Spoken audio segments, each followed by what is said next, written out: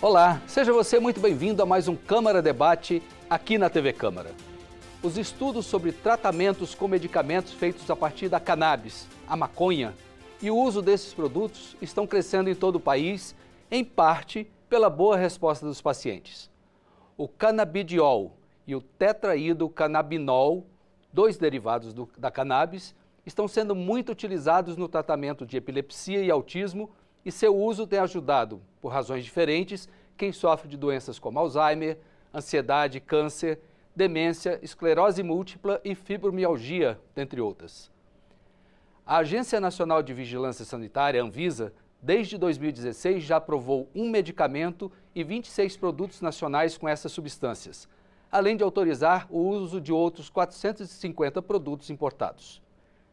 Só que esses medicamentos são, em sua maioria, produzidos no exterior, porque não há regulamentação para o cultivo e tratamento da planta no país. Por isso, tem custo elevado, tornando-se proibitivos para milhares de pacientes. E agora, discute-se como o Sistema Único de Saúde poderia oferecer o uso gratuito de medicamentos formulados à base de cannabis, mas o alto preço do produto é um problema. Se a maconha para fins medicinais pudesse ser plantada e processada no Brasil, os preços poderiam cair? Eu sou William França e para debater esse tema comigo, eu recebo hoje o deputado Zé Haroldo Catedral, do PSD de Roraima, vice-presidente da Comissão de Defesa dos Direitos das Pessoas com Deficiência.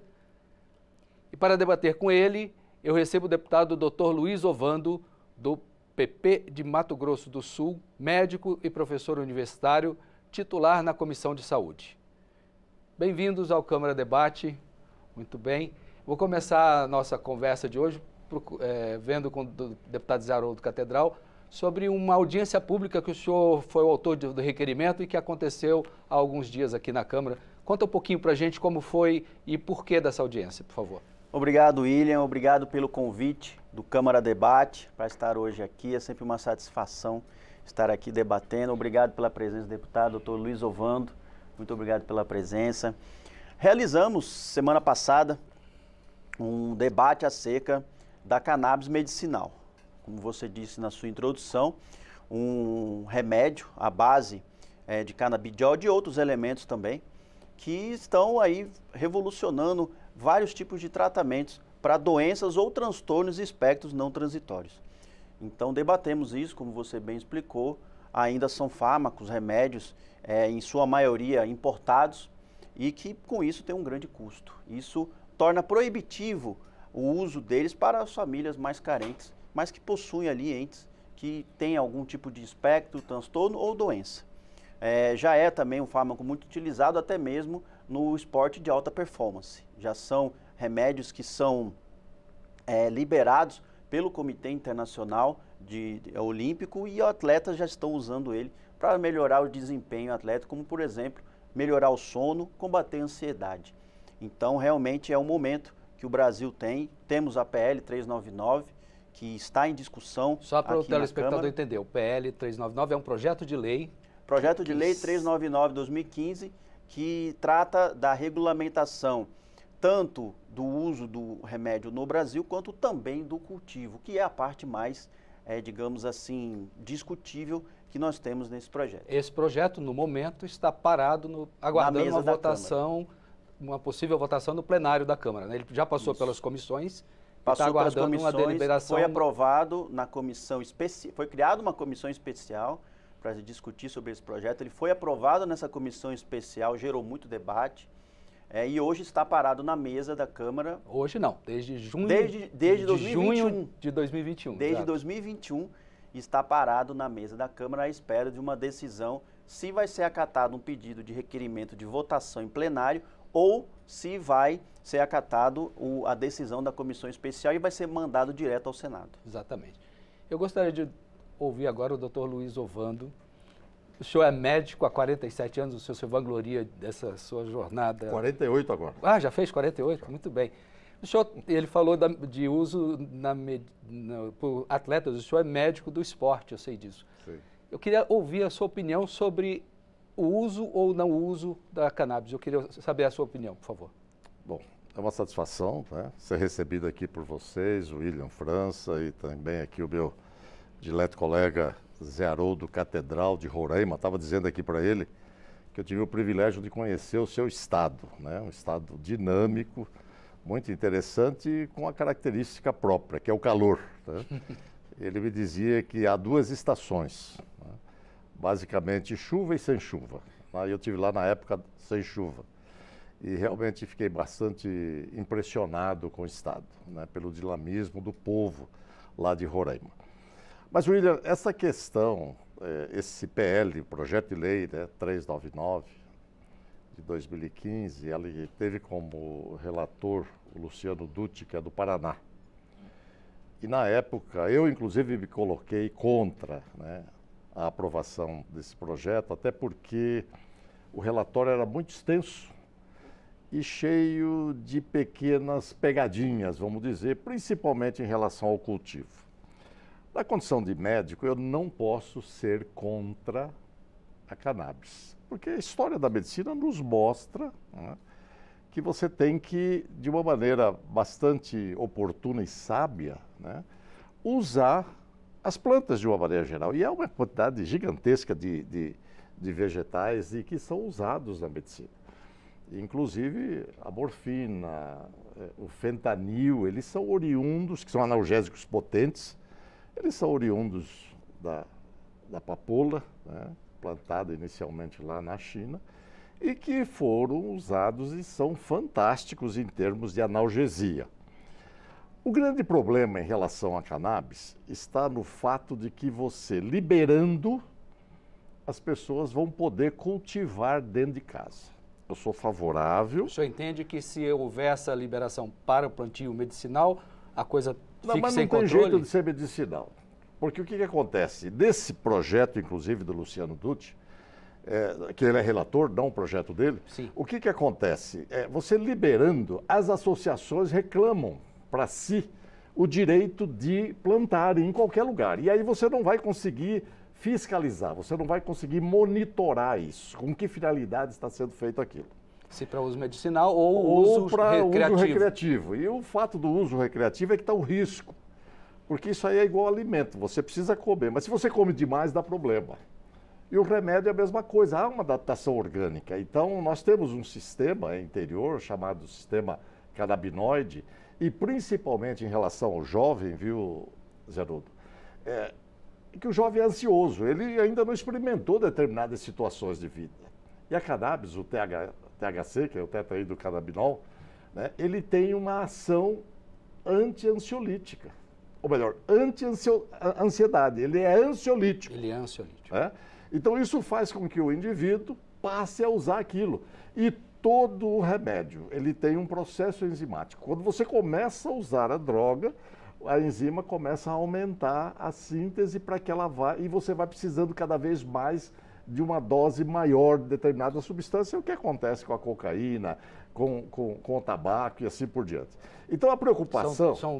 É o uso irregular que torna-se vício e um problema depois. Em decorrência da necessidade, o organismo vai se adaptando e vai precisando de doses crescentes. E você passa a ter lesão neurológica quando você aumenta a dose. É esse o problema, entendeu? Então é preciso que a droga seja disponibilizada, as pessoas, algumas doenças, como disse o deputado Zé Haroldo, elas são controladas, existem outras que ainda estão em investigação e os estudos não mostram vantagem, mas isso é questão de avançar. Existe hoje uma quantidade gigantesca de pesquisa nessa área e muitos trabalhos são colocados, mas nós precisamos ter o cuidado de não democratizar a droga, né? Porque se você democratiza, você acaba gerando uma instabilidade orgânica e perde o objetivo maior. E isso aí está acontecendo o seguinte, de 2017 até 2021, para se ter uma ideia, houve um aumento de 1.885% de pedidos para que se use a droga. A gente vai entrar nesses números já já. Tá, ótimo. Eu queria saber do senhor, deputado Zé Haroldo, o senhor concorda com ele, esse risco de liberar para uso medicinal pode acabar num descontrole? O senhor O senhor tem essa visão também? Eu tenho a seguinte visão. Eu acho que a Câmara, né, o Congresso tem que se posicionar. Eu acho que nós não podemos ficar sem posicionamento, isso falando como parlamentar. Hoje, o cultivo através das associações já é uma realidade. 5 associações no Brasil já cultivam a maconha. Apenas uma delas já produz mais de 40 mil pés de maconhas ano. Por decisões judiciais, é importante que a gente eu quero entrar isso, né? Por decisões judiciais, através de liminares. Então, a gente, enquanto nós estamos aqui, como parlamento, discutindo a questão do cultivo, a Justiça já está liberando o cultivo. Então, o Congresso precisa se posicionar, ou que sim, ou que não. Mas nós, como parlamentares, nós precisamos tomar a frente dessa matéria, porque senão, uma crítica que se faz e que está muito em alta hoje, de que o Poder Judiciário está legislando. A judicialização da legislação. A judicialização. Né? E isso nós não podemos deixar acontecer. Mas, William, isso aqui que o deputado está dizendo, antes de você falar... Não, é isso que eu quero saber do senhor. O que eu quero dizer é o seguinte, eu concordo com ele. É necessário você ter a droga, até por essas questões que eu já citei em termos de uso de medicamentos que não são sintéticos, são naturais e que a gente aprendeu ao longo da história da medicina com isso. Mas o que precisa é um monitoramento. Você mandar judicialmente alguém plantar, está havendo controle? Há fazendas restritas onde você possa produzir isso e que há um controle restrito daquela determinada... Fiscaliza? Exatamente. Isso aí não está claro no projeto de lei. 399, onde o Luciano... 399 talvez não esteja, mas eu tenho aqui um outro número. Atualmente, nessa legislatura que começou agora em fevereiro para cá, né, já tem 19 projetos que foram protocolados que tratam do mesmo tema. Independentemente do 399, que já está pronto, teoricamente, para ser votado, há 19 outros. De repente, nesses 19 há essa leitura também, não é? Eu acho que eu concordo com o doutor no seguinte sentido, de que realmente não pode ser um liberou geral. Tem que se criar maneiras, ferramentas, né, que fiscalizem, que regulem, né? Se isso vai ser entregue para as grandes farmacêuticas, se isso vai ser entregue para as associações, eu acho que o projeto do relator Luciano Giutti, ele entrega isso para associações, para empresas, né? E que foram autorizadas previamente pela Anvisa. E todos têm que passar por uma espécie de credenciamento junto à Anvisa, mais ou menos como o MEC, por exemplo, faz com as faculdades. Isso, tem que ter uma habilitação para isso. Que habilita as faculdades a determinado curso, mas depois de passar por um processo. Então, assim, eu acho que os projetos de lei, esses que entraram depois não tenho conhecimento, mas realmente tem que se criar uma ferramenta grande, nem que seja criando, por exemplo, uma espécie de agência reguladora, né, que vá tratar somente disso. Às vezes a Anvisa não tem essa capacidade de fiscalização, porque trata de uma maneira da saúde em geral. Do plantio, se não autorizado, é da Polícia Federal, né? Porque se trata de um crime que invade hoje a competência da Polícia Federal. Mas talvez a criação de uma agência de fiscalização própria para isso, talvez amenize o problema. Claro, sempre vamos ter algum tipo de tentativa, delito, de burlamento sobre isso, mas o que importa é a gente ver o que causa menos dano. Hoje, a gente tem famílias que não têm acesso a esses remédios, né? Então, a gente tem que sempre balancear as situações, né? O que causaria menos dano, liberar o cultivo ou não liberar? Então, eu acho que a gente fazendo isso dentro de critérios muito bem estabelecidos e, como eu disse antes, o Congresso tomando a frente, eu acho que a gente consegue chegar numa questão, num denominador em comum e fazer essa matéria avançar. Queria aproveitar o gancho da sua fala e pedir aqui para a gente exibir uns números que eu busquei junto à Anvisa. Por favor, a primeira tela. Existem duas formas de, hoje, esquecendo dessas questões judiciais, que aí são apelos individualizados que a gente não tem controle, duas regras que existem hoje de acesso a produtos à base de cannabis no Brasil. São produtos autorizados pela Anvisa, que são aqueles 26 que eu havia falado no começo, e há apenas um medicamento, que podem ser encontrados em farmácias. Existem farmácias específicas trabalhando com isso. Ou a importação excepcional para uso pessoal. A próxima tela, por favor, essa próxima tela traz um número bastante interessante, que são os números de autorizações para importação desde 2015. Olha o crescente.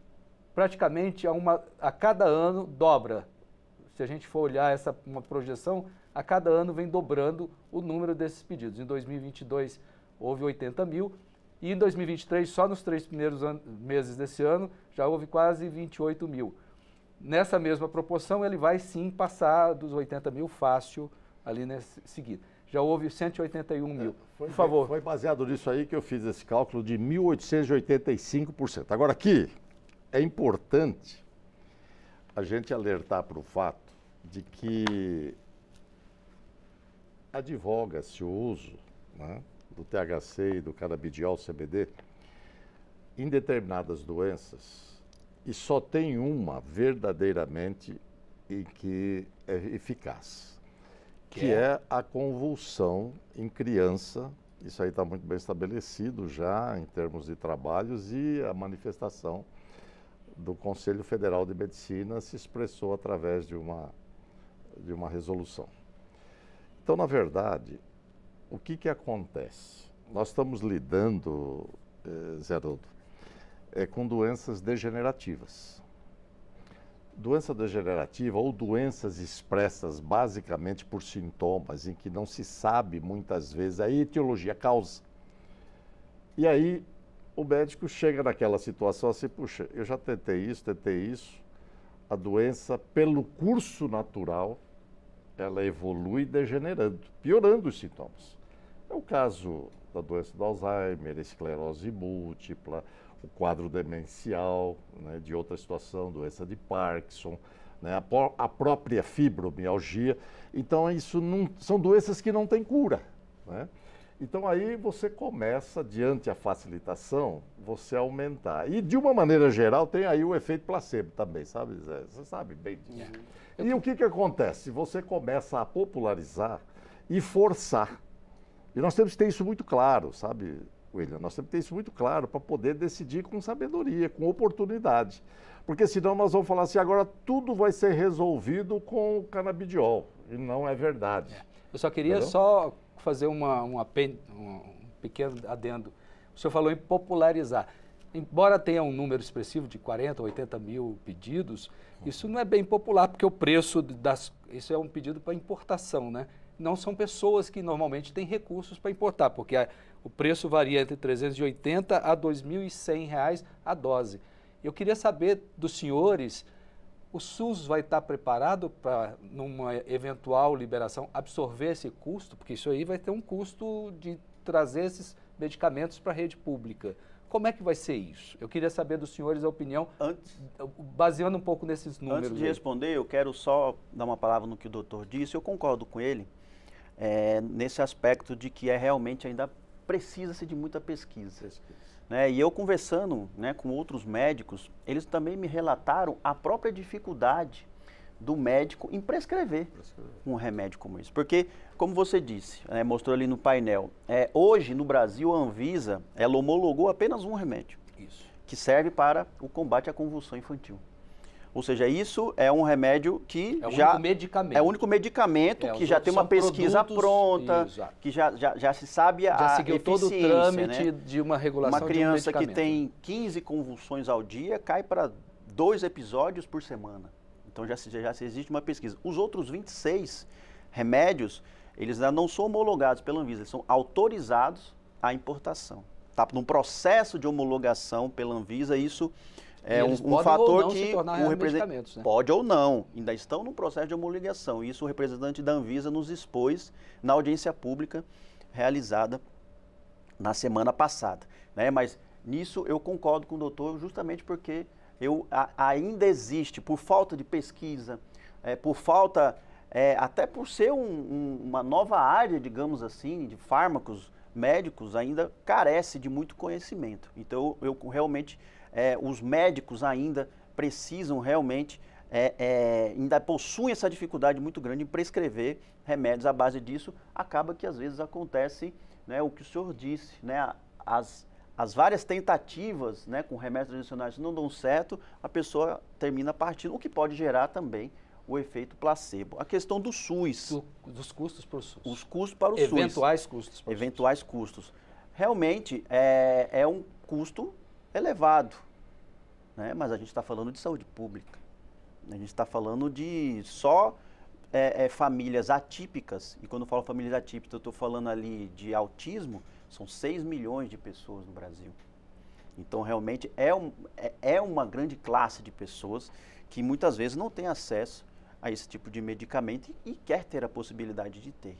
Então, realmente, é uma questão orçamentária. 75% do atendimento de saúde no país, o doutor concorda comigo, é feito pelo SUS, né? Sim. 25% é que os planos de saúde dão conta. Sim.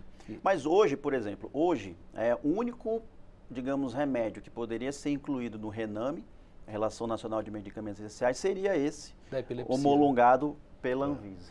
Isso que o deputado está dizendo, Zé Haroldo, essa questão, por exemplo, autismo, né?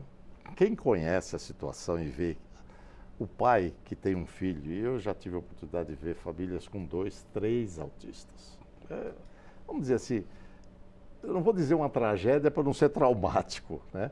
Mas não é uma coisa simples. Difícil, né? Só que o autismo não há confirmação. Né? Ainda não há. Ainda não há confirmação. Até porque não se sabe a etiologia, a causa do autismo. Entendeu? Então tem uma série de questões. Agora você me pergunta assim, mas e daí? O SUS estaria preparado? Eu acho que se resolver problema, não tem importância. O preço não é barato, o SUS tem que custear, porque custeia, inclusive, procedimentos muito mais caros. Se você levar em conta, por exemplo, o indivíduo que acaba evoluindo com infarto do miocárdio porque não tratou da pressão, não cuidou do diabetes, não baixou o colesterol, e aí ele chega com o coração estrupiado, insuficiência cardíaca, agora vamos pôr um desfibrilador implantável com marca-passo aqui que custa 50, 70 mil reais. Uma válvula que coloca porque você teve uma doença reumática ou então porque degenerou, porque a pressão ficou alta, que custa 120 mil reais. Então, esse custa alto é relativo. É relativo. Então, aí, no caso, se realmente resolver, tem que ser pago e tem que ser disponibilizado, mas desde que haja ciência comprovando. Muito bem. Nossa conversa está excelente, mas já caminha para o final. Eu queria agradecer aos senhores, antes pedindo que cada um fizesse uma rápida consideração final. Eu vou começar pelo Dr. Luiz Ovando, comecei com o senhor, agora o encerramento com o Dr. Luiz Ovando. Bom, a minha consideração, primeiro agradecer, né, esse programa fantástico que a gente pode discutir, debater, inclusive com um deputado elegante na sua forma de defender seus pontos de vista, lá do estado de Roraima, e dizer que nós estamos numa fase de investigação científica para aprimorar. E a gente é aberto. Nós gostaríamos de ter, naturalmente, a medicação num preço mais acessível, mas que a gente não pode se esquecer dos riscos se popularizar, abrir para plantio de forma indevida, fazendo com que os jovens venham a ficar dependentes. Então, nós temos que ter dupla observação. Cultivar com cuidado, disponibilizar com parcimônia e tratar adequadamente os pacientes à luz daquilo que está estabelecido cientificamente. Agradeço a sua participação, deputado Zé Haroldo. Obrigado pelo convite aqui ao Câmara Debate. Agradecer também meu colega parlamentar, doutor Luiz Ovando, também sempre muito elegante, promovendo aqui não um debate, mas um bate-papo muito fraternal. É claro que é uma nova área, digamos assim, de fármacos, e necessita de mais pesquisa, mas nós sabemos, conversando aí já diretamente com famílias que já fazem o uso, o quanto isso traz de benefício, o quanto isso melhora a vida, principalmente naquelas pessoas afetadas por transtornos não transitórios, como o autismo, o TDAH, fibromialgia. Então, nós defendemos que se faz um bem para a população, desde que tenha ciência por trás, apoiando esses novos remédios, que isso seja disponibilizado pelo nosso Sistema Único de Saúde, né? O nosso grande batalha, a audiência pública foi realizada com essa intenção. O cultivo, como eu disse, esse Congresso tem que debater. Nós temos que decidir. né? Nós não podemos ficar refém de outro poder decidindo por nós aqui, sendo que nós é que somos os guardiões das leis. Então o Congresso tem que se posicionar com relação ao cultivo, para que, se caso seja liberado, vamos ver os benefícios, vamos combater os malefícios, mas o Congresso precisa se posicionar. Eu agradeço a sua participação também. Eu conversei aqui com os deputados Zé Haroldo Catedral, do PSD de Roraima, e o Dr. Luiz Ovando, do PP de Mato Grosso do Sul, sobre as polêmicas que envolvem o uso medicinal de produtos à base de cannabis ou o uso deles pelo SUS. Quer saber sobre essas e todas as outras discussões aqui do Parlamento? Acesse o nosso portal na internet, câmara.leg.br. Para rever esta entrevista, busque o canal da Câmara no YouTube.